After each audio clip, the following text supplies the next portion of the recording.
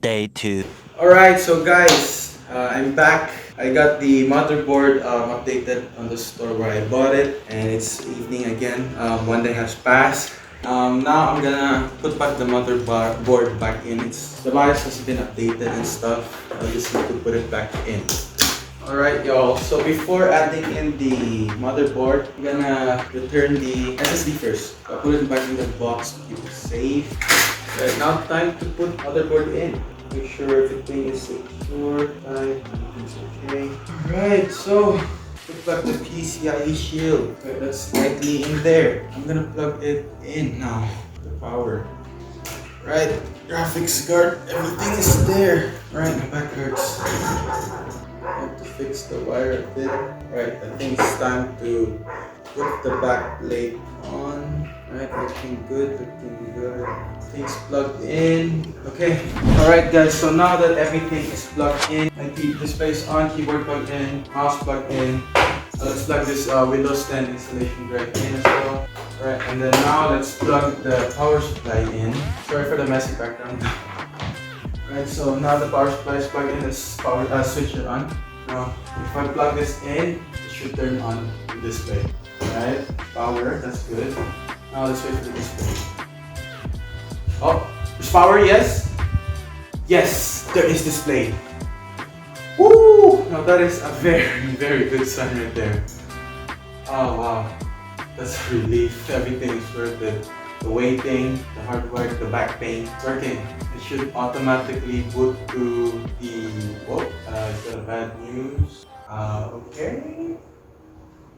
Oh, it automatically booted onto Windows 10. There. Yeah, I don't need to spam F10 anymore or F12 or delete because there's no OS in the motherboard or the hard drive or the SSD. So it automatically boots to this with USB stick because there's a Windows installed there. So let's go ahead and do this. Let us install. Oof. Yes sir, it's working. So the problem I ran on the other day was that my BIOS was not compatible with Ryzen Zen 2 or 3000 series because my motherboard box, it only says Ryzen 2000 series compatible. So out of the box, it won't work compatibly with the 3000 series of Ryzen 5 or Ryzen 3 or Ryzen 7. So I actually needed to update it. So I actually knew this was a problem, but I still went with it. I don't know what's wrong with me. But yeah, see, so now if you know what's the problem and you know what's the fix, I suggest you do it first, or you're gonna suffer like me, which I could have done this PC build yesterday and I would have played already by yesterday. But yeah, stupid me, dumb mistake. But we got it all to work out. Everything's fine now. RGB, everything is fine. It's installing the Windows 10. So yeah, lesson learned. Always fix what you can fix first. So yeah. Let's just wait for this to finish installing. Alright, so it actually finished installing Windows 10. It should automatically go to Windows 10 setup, if I'm not mistaken. Let's wait for that. Yep, it did. It's installing Windows 10 now. I mean, it's going to Windows 10 now. This is why you should build a PC right now and future on, because it's the perfect time. You don't even need to press any button to go to the BIOS anymore to install Windows 10 or change the boot option because it's automatically so smart already. So yeah. Oh, there. It's done. First, I will set up my Wi-Fi. My Wi-Fi card is working. So now I'm gonna transfer my downloaded drivers into my hard drive and I'm gonna plug it in here. Alright, now I'm connected to the Wi-Fi. I'm gonna go to the settings and update update Windows 10 first to make sure everything is all good, because some drivers or some missing drivers that are needed here are gonna require higher updates of Windows 10, so I'm gonna do that as well. So these drivers are all dependent on what manufacturers you guys have. So it's either MSI, ROG, Aorus, TUF, Gigabyte. So it depends on your manufacturer or your motherboard. For me, it's MSI. I got all of these in the MSI website and I just put in my motherboard model and my motherboard name. So again, these are all dependent. So you guys might not have a audio driver because your motherboard doesn't come with it, stuff like that. Like for mine example, I don't have the Intel Wi-Fi because this is not the AC version. There's no Wi-Fi here, so I needed to download for my specific one TP-Link. So yeah, it depends on it. Also, your GPU like utility tool. If it's Zotac, you have your own. If it's ROG, you have your own. If it's MSI, they have their own as well. And a quick suggestion, I suggest you guys don't install drivers or things like, don't install it like together basically. Install it one by one so it won't mess up anything. So these fans are actually pretty nice considering their price point. It's pretty nice. It's solid, the RGB is nice. It might look bad because of the camera. You might see the LEDs. But it's diffused here, it looks nice in person. Alright, so now that I'm done tweaking my thing and the NVIDIA control panel, it depends on your graphics card. If you're AMD, there might be a special thing, but this is what I know in the NVIDIA control panel. And a little quick tip, if you guys got like a high refresh rate, let's say 144 Hz, some monitor, it's not gonna come like stock speed. It's gonna come with 60 Hz or 70 Hz. So I suggest you guys right click your display or your desktop and go to display settings and scroll all the way down to advanced display settings. As you can see, my refresh rate, my monitor here, its max refresh rate is 75 Hz. It's written here 61.010 Hz, which is not my display refresh Hz. So I'm gonna press display adapter properties for display 1, and I'm gonna go to monitor and I'm gonna drop down at 75 Hz and hit apply. And for my eyes, it's gonna look smoother. For you guys, there's no difference. Yep, it's smoother now. Yep, there's no lag and stuff like that. Yep, there we go. Alright, so I'm gonna install CPU-Z so that I can monitor if my CPU is being read out, everything is being read out. So I'm gonna make sure my RAM is running at this the speed that I want after I overclock the RAM in the BIOS. I'll show you guys that later as well. So yeah, no need to restart for CPU-Z. And now I'm gonna download Dragon Center. This will help us control the RGBness on our motherboard, as well as the light strip in front of my case. I can't control the fan speed, the fan RGB through this software because there's a separate remote for that, since it's a budget fan. So I'm just gonna install that. I think this can also control the RGB lights of the RAM. I'm not sure, but I'll see. I'm really happy on how this ended up looking. It's very nice. I like how it looks. It's very carbon feel, like you can feel the carbon feel in it. Yeah, it's sleek. It's like an assassin. Anyways, right now I'm gonna install the Firestorm for Zotac graphics card. I think this is the one that can control the fan speed or the overclocking and stuff like that. And then now we're gonna check what's my system using CPU ID or CPU-Z by MSI. I think you can use this with your motherboard as well, I'm not sure. So here, yep, we can read the AMD Ryzen 5 3600X, and it's a 6-core processor. Okay, that's good. We can read it. Running at what we need. Alright, okay. Our motherboard, you can read it. Our memory here. The frequency right now of my memory is running at a 1119.7 megahertz.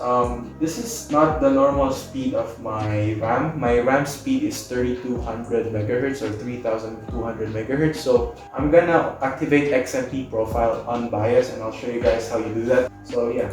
Our graphics, you can also read that it's an RTX 2060. Yep, that's good. Alright, that is good. And now let's press shift while you're gonna press restart, the option restart there. It's gonna bring us directly to the UEFI settings, or place where you can just easily go to your BIOS without any buttons or stuff like that. Okay, so we're gonna press troubleshoot and advanced setting and UEFI firmware and just restart. It's gonna automatically go to my BIOS, which is the MSI BIOS. I think it's resetted to a normal MSI non-gaming motherboard BIOS because the store place, or the place where I bought this motherboard, they CMOS resetted it, so it's not gonna be a gamer look on it. It's not gonna have the red and stuff like that. But I'll see, let's see. Yep, it's just a normal BIOS, no crazy look. But yeah, you have the overclocking setting. Here, so there is the AXMP. It's currently disabled. I found it in the overclocking area of my motherboard. So I'm gonna change it to profile 1. And see, it adjusted from 24,000 adjusted DRAM frequency to 3200 megahertz. So yeah, now I'm getting the full of what I have paid for. And my motherboard actually also has a game boost option, which I think will overclock by itself. I'm not gonna activate that because I don't wanna break anything. I'm not that good with BIOS settings yet. I'm gonna explore this more in the future. I'm gonna save changes and reboot. Press enter. There we go. Alright, so now that is done. I'm gonna check if my RAM is running at its full capacity using the CPU Z from MSI. Yep, it's running at its speed now. So yeah, that is good news. I'm actually gonna double check in my PC. Alright, so that is about it. So now it's time for you to install your Steam library, your Origin, your Epic Games, your Activision or your Blizzard, your Uplay, anything you guys play on. So yeah, this is just a tiny guide on how you set up your PC, I guess. But yeah, I'm gonna do those now. Alright guys, so right now I'm gonna customize everything, my windows. I'm gonna make it look what I want it to look like. I'm gonna install certain things and I'm gonna start playing this at all, and I'm gonna be closing the back panel as well as the glass panel now. I'm gonna shut this down first so it's safer for me to handle. Alright, so I'm actually gonna cable manage these things now. So I'm gonna add the speakers as well.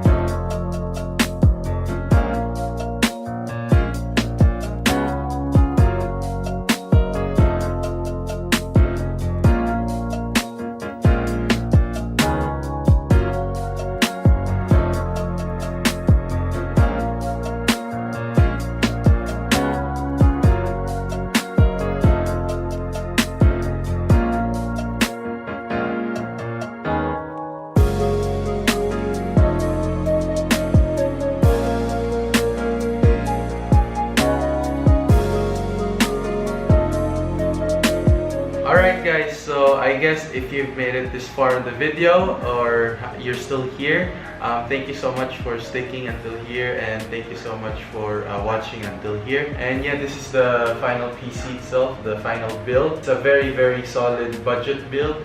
The power is very powerful. I've edited some videos with it already. The render time is pretty fast for a budget build for a 2060, as well as the settings for the games that I've played.